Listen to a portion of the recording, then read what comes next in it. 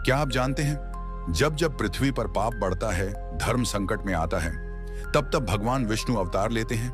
राम बनकर रावण का अंत करते हैं, कृष्ण बनकर अधर्म पर नीति की विजय करवाते हैं।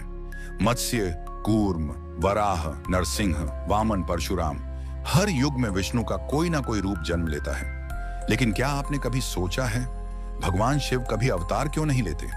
जब सारा ब्रह्मांड डगमगाने लगता है तो विष्णु पृथ्वी पर आते हैं, पर शिव तब भी ध्यान में लीन रहते हैं। क्या वे कुछ नहीं करते, या उनका कार्य ही कुछ और है? जब नारायण को दशावतार लेने पड़ते हैं तो शंकर केवल त्रिशूल थामे मौन क्यों रहते हैं? क्या ये मौन कमजोरी है, या ऐसी शक्ति है जो बिना बोले भी ब्रह्मांड की दिशा बदल देती है? इस वीडियो में हम जानेंगे वास्तव में क्यों विष्णु लेते हैं अवतार और शिव नहीं।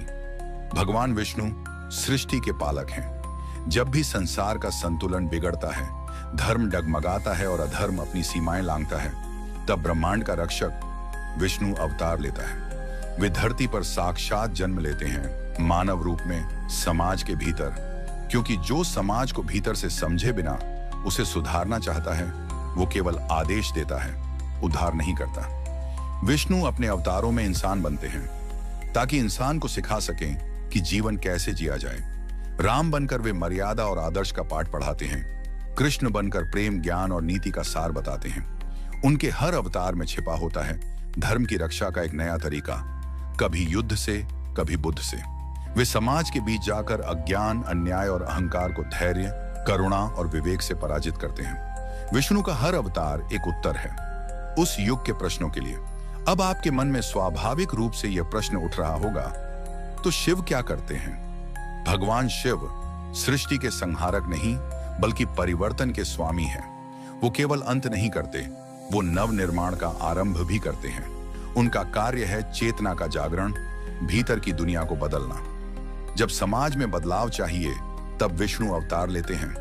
वो समाज के भीतर आते हैं, नियम, नीति और प्रेम के माध्यम से रास्ता दिखाते हैं।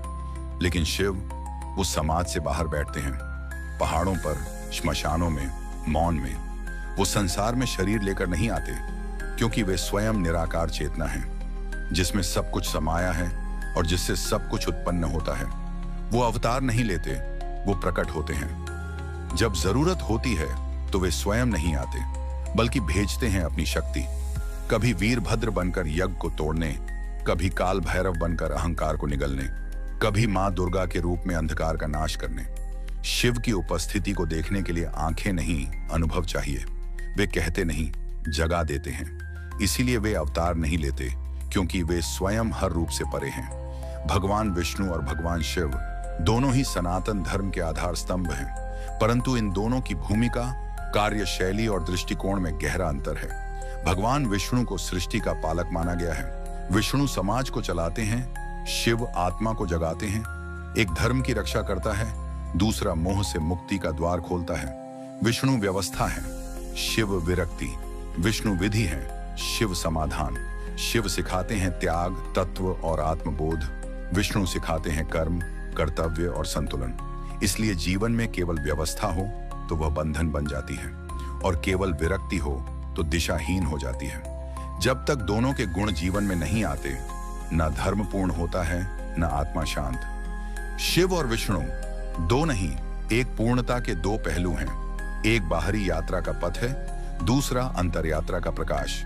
भगवान विष्णु और भगवान शिव दो नहीं, एक ही सत्य के दो आयाम हैं। जहां विष्णु जीवन को जीने की विधि सिखाते हैं, वहीं शिव जीवन के पार जाने का मार्ग दिखाते हैं। विष्णु बाहरी संसार को संभालते हैं ताकि धर्म टिका रहे, व्यवस्था बनी रहे, और शिव अंदर की यात्रा के द्वार खोलते हैं ताकि आत्मा बंधनों से मुक्त हो सके। इसलिए जीवन में यदि केवल नियम हो और त्याग ना हो तो वह कठोर बन जाता है, और केवल त्याग हो, नियम ना हो तो वह दिशाहीन हो जाता है। हमें दोनों की आवश्यकता है। कर्म में विष्णु चाहिए और ध्यान में शिव, क्योंकि जब तक बाहर संतुलन और भीतर शांति दोनों न हो, तब तक जीवन अधूरा है। इसीलिए पूजिए दोनों को, एक से जीवन को दिशा मिलेगी